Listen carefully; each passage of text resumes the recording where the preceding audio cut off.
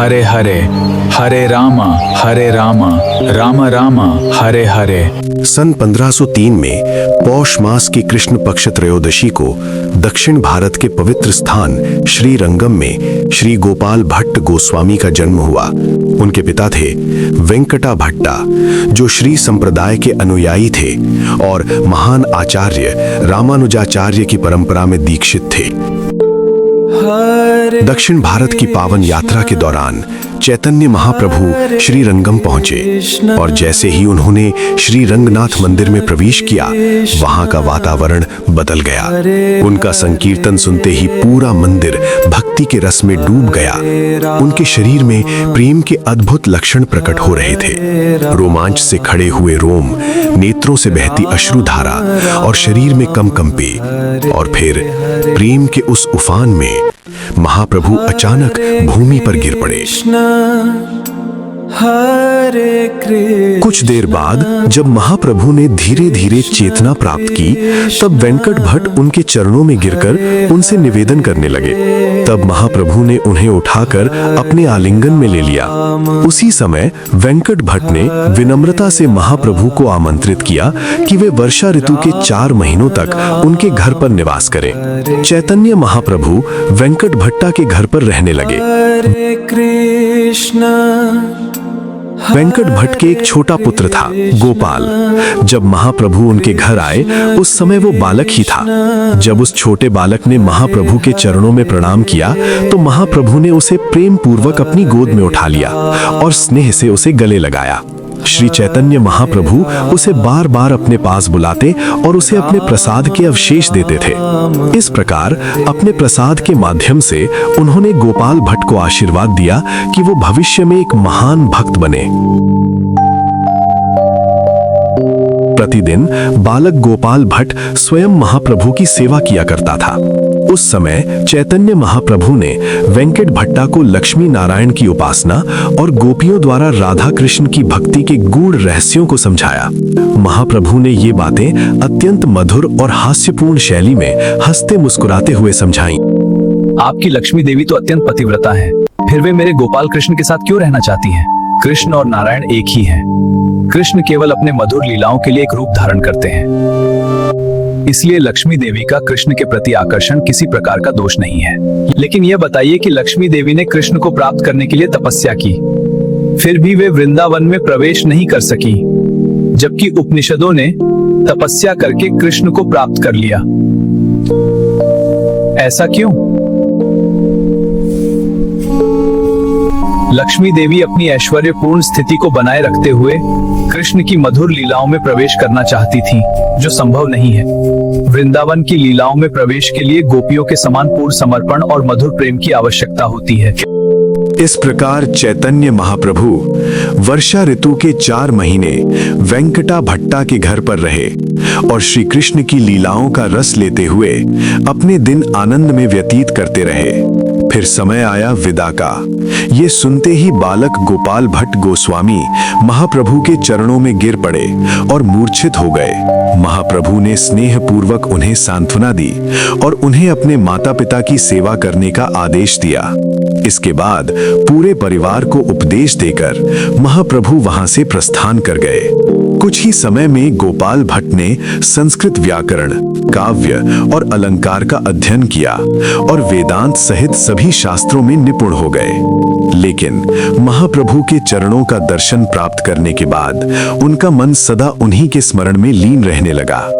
इस प्रकार वर्ष बीतते गए और अंततः माता पिता के देहांत के बाद वे वृंदावन के लिए प्रस्थान कर गए। जब गोपाल भट्ट गोस्वामी वृंदावन पहुंचे, तो रूप गोस्वामी और सनातन गोस्वामी ने उनका बहुत प्रेम से स्वागत किया और उन्हें भाई की तरह अपनाया। हरे राम हरे राम। कुछ समय बाद गोपाल भट्ट गोस्वामी तीर्थ यात्रा पर निकले और सहारनपुर के पास देववंद्य ग्राम में रुके, जहां लोगों ने उनका स्वागत किया। एक दिन तेज तूफान आने पर उन्होंने एक कृष्ण भक्त ब्राह्मण के घर शरण ली। ब्राह्मण ने उनकी बहुत सेवा की। प्रसन्न होकर गोपाल भट्ट ने उसे आशीर्वाद दिया। तुम्हें एक महान भक्त पुत्र प्राप्त होगा।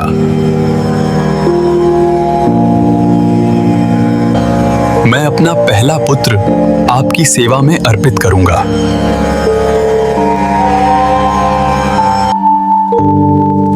इसके बाद गोपाल भट्ट गोस्वामी हरिद्वार से आगे नेपाल की ओर गए और गंडकी नदी पहुंचे। गोपाल भट्ट गोस्वामी गंडकी नदी में स्नान कर रहे थे। स्नान के समय उन्होंने अपना कमंडल जल में डाला। जब उन्होंने उसे बाहर निकाला तो उसमें 12 शालिग्राम शिला आ गईं। उन्होंने उन्हें वापस नदी में प्रवाहित कर दिया, लेकिन दोबारा कमंडल डालने पर फिर वही शालिग्राम शिलाएं आ गईं। ये घटना कई बार होने पर उन्होंने समझ लिया कि ये भगवान की विशेष इच्छा है। इसलिए उन्होंने उन शालिग्राम शिलाओं को आदर पूर्वक स्वीकार किया और उनकी भक्ति भाव से सेवा पूजा करने लगे। एक दिन एक धनी व्यापारी गोपाल भट्ट गोस्वामी के पास आया। सेवा की इच्छा से उसने भगवान की पूजा के लिए सुंदर वस्त्र और आभूषण भेंट किए। श्री गोपाल भट्ट ने उन वस्त्रों और आभूषणों को अपनी शालिग्राम शिला के सामने रख दिया और आंसुओं भरी आंखों से बोले, काश मैं अपने प्रभु को सजा पाता। हे मेरे प्रभु, आप अत्यंत दयालु हैं और अपने भक्तों की हर इच्छा को पूर्ण करते हैं। मेरी एक ही कामना है कि मैं आपकी सेवा आपके उस दिव्य स्वरूप में कर सकूं, जिनके सुंदर हाथ पैर हो, मधुर मुस्कान हो और कमल के समान नेत्र हो। यदि मेरे पास आपका विग्रह होता तो मैं इन वस्त्रों और आभूषणों से आपको बड़े प्रेम से सजा पाता।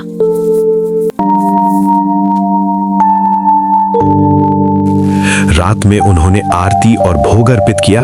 फिर शालिग्राम शिला को एक टोकरी में सावधानी से रख दिया और भजन करने के बाद प्रसाद लेकर सो गए।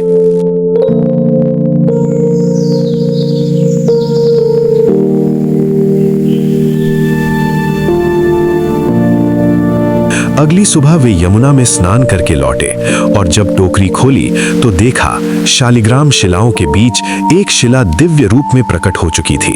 भगवान श्री कृष्ण का सुंदर त्रिभंगी 3 मोड़ों वाला विग्रह। वो अत्यंत मनोहर और आकर्षक दिखाई दे रहा था।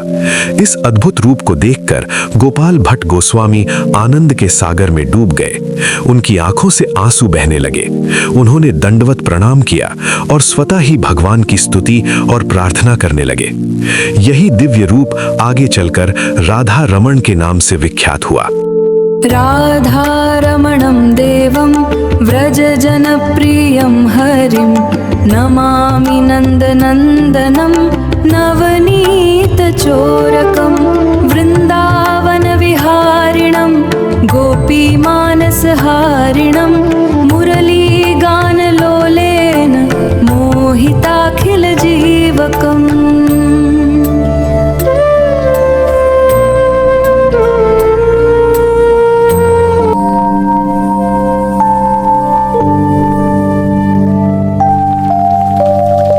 लगभग 10 साल बाद गोपाल भट्ट गोस्वामी यमुना स्नान करके अपने कुटीर लौटे तो उन्होंने द्वार पर एक लड़का बैठा देखा। लड़के ने प्रणाम करके बताया कि वो सहारनपुर से आया है और उसका नाम गोपीनाथ है। उसके पिता ने उसे गोस्वामी जी की सेवा के लिए भेजा था। गोपाल भट्ट को उस ब्राह्मण की बात याद आ गई और इसके बाद गोपीनाथ ने श्रद्धा से उनकी सेवा शुरू कर दी। बाद में वही लड़का श्री गोपीनाथ पुजारी गोस्वामी के नाम से प्रसिद्ध हुआ। वो जीवन भर ब्रह्मचारी रहे और राधा रमण जी की सेवा करते रहे। गोपाल भट्ट गोस्वामी अपने प्रिय राधा रमण जी की बड़ी प्रेम से सेवा करते थे और चैतन्य महाप्रभु की शिक्षाओं को स्मरण करते थे। भक्ति में डूबकर उनकी आंखों से प्रेम के आंसू बहते थे।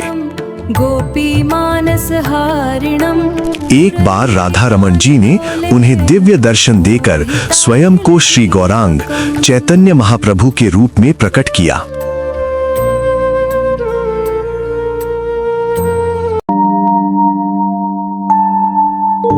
उन्होंने श्रीनिवास आचार्य को अपना शिष्य बनाया और सनातन गोस्वामी के साथ हरि भक्ति विलास की रचना में सहयोग दिया। बाद में जीव गोस्वामी ने सत संदर्भ का विस्तार किया, जिसे गोपाल भट्ट ने प्रेरित किया था। उन्होंने कई ग्रंथ लिखे और कुछ ग्रंथों में उन्हें अनंग मंजरी के रूप में भी पहचाना गया है।